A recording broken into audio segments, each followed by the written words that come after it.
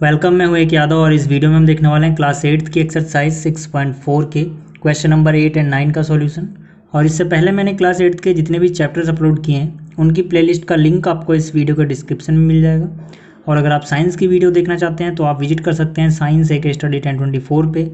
इस पर आपको साइंस की वीडियो मिल जाएंगी। तो शुरुआत करते हैं क्वेश्चन नंबर 8 से। इसमें हमसे बोला गया है a gardener has 1000 plants. He wants to plant these in such a way that the number of rows and number of columns remain same. Find the minimum number of plants he needs more for this. मतलब कि कोई gardener है, माली है, जिसके पास 1000 पौधे हैं total.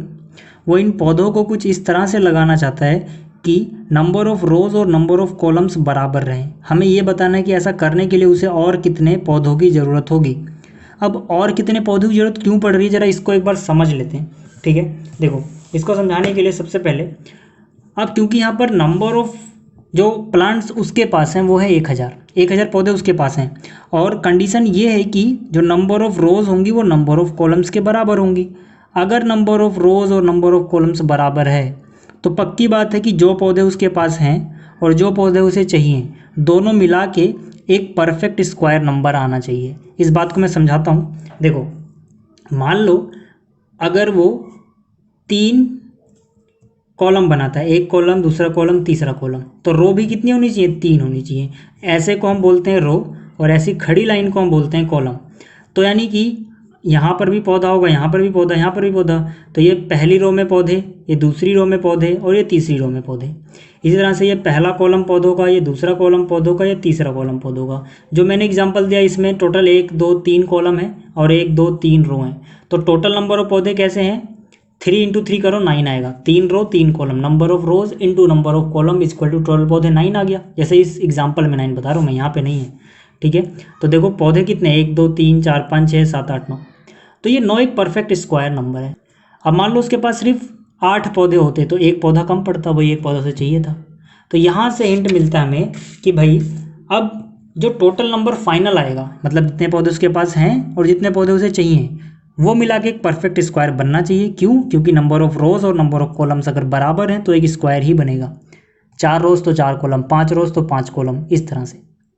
तो मतलब हमें क्या चेक करना है? अब हमें ये चेक करना है पहले कि क्या 1000 परफेक्ट स्क्वायर है। अगर 1000 परफेक्ट स्क्वायर है तो उसे कोई भी पौधे की ज़रूरत नहीं है।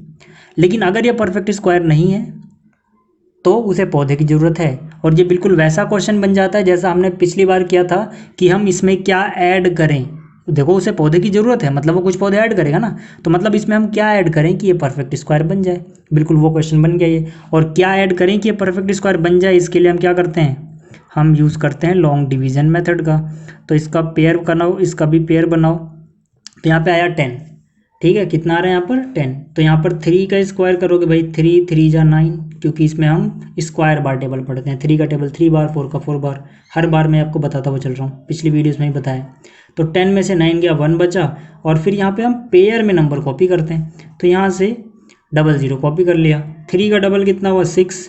अब अगर यहाँ पर मैं 2 लिखता हूँ तो इधर भी 2 लिखना पड़ेगा। मतलब कि अगर 6 को आप 2 से मल्टीप्लाई करोगे तो यहाँ 2 लिखना पड़ेगा।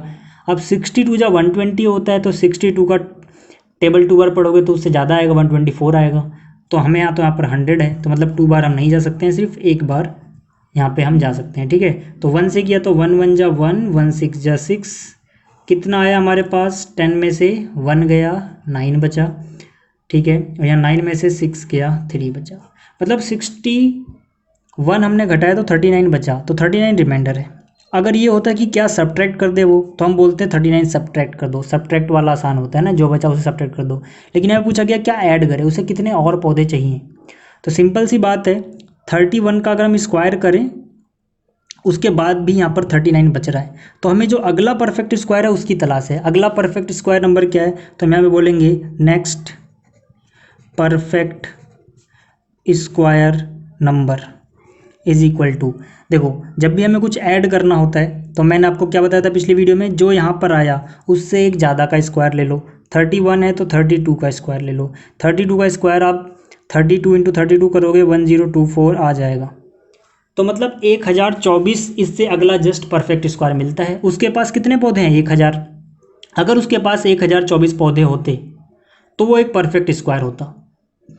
और उसका स्क्वायर रूट क्या आता 32, मतलब वो 32 कॉलम बना सकता था, 32 रोज बना सकता था, लेकिन इसके लिए उसके पास 1024 पौधे होने चाहिए थे, लेकिन उसके पास हैं कितने, सिर्फ 1000। तो कितने की जरूरत है, 24 पौधों की। तो यहाँ पे हम सीधा सीधा लिख सकते हैं required number of plants is equal to 1024 minus में 1000 जो उसके पास हैं, यानी कि 24 पौधों की उसे और ज़रूरत है। और जब उसे 24 पौधे मिल जाएंगे तो कितनी रोज बनेंगी 32, कितने कॉलम्स बनेंगे 32। फिर से मैं बोल रहा हूँ इस क्वेश्चन में, क्योंकि हमसे बोला गया था उसे कितने और पौधे चाहिए, तो हम सीधा सीधा समझ सकते हैं कि इसमें क्या वो ऐड करे कि ये परफेक्ट स्क्वायर बन जाए। अब देखो जो क्वेश्चन नंबर 9 है, इसमें हमसे बोला गया there are 500 children in a school for a PT drill they have to stand in such a manner that the number of rows is equal to number of columns. How many children would be left out in this arrangement? मतलब कि एक school है, इसमें 500 बच्चे हैं, उनको PT drill करनी है और जितनी नंबर ऑफ रोज बनेंगी बच्चों से उतने ही नंबर ऑफ कॉलम्स बनने चाहिए। कुछ इस तरह का अरेंजमेंट करना है। तो हमें बताना है कि कितने बच्चों को बाहर निकालना पड़ेगा, कितने बच्चों को छोड़ देना है। कोई नया बच्चा यहाँ पे नहीं आएगा। मतलब पिछले क्वेश्चन में हम पौधे जो था पौधे वो अलग से लेके आ रहे थे, यानी उसमें ऐड करना था। यहाँ पर कुछ बच्चों को हम छोड़ सकते हैं, मतलब यहाँ पे हम सब्ट्रैक्ट करना है। तो सीधा सीधा ये क्वेश्चन ये है कि 500 में से क्या सब्ट्रैक्ट करें कि ये एक परफेक्ट स्क्वायर बन जाए। परफेक्ट स्क्वायर क्यों चाहिए, पिछले क्वेश्चन की तरह यहाँ पर भी number of rose number of columns बराबर हैं। तो मतलब क्या, जो लास्ट में टोटल बच्चे होंगे जो पीटी ड्रिल करेंगे, यानी कि जो कुल बच्चे हैं 500, उसमें से जितने बच्चों को लेफ्ट आउट कर दिया जाता है, हटा दिया जाता है, तो ये जो नंबर आएगा ये एक परफेक्ट स्क्वायर होना चाहिए।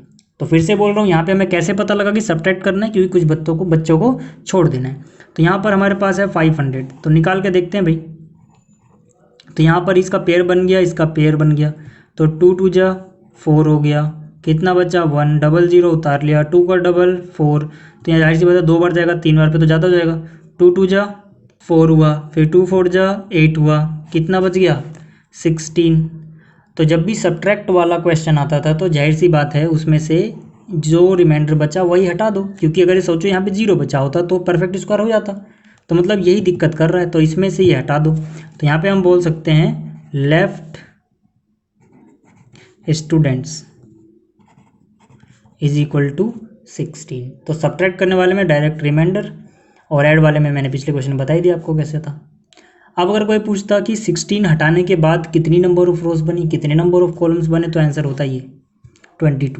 लेकिन हमसे सिर्फ इस क्वेश्चन में इतना पूछा है कि कितने बच्चों को लेफ्ट आउट किया गया, तो हमारा आंसर होगा सिर्फ 16।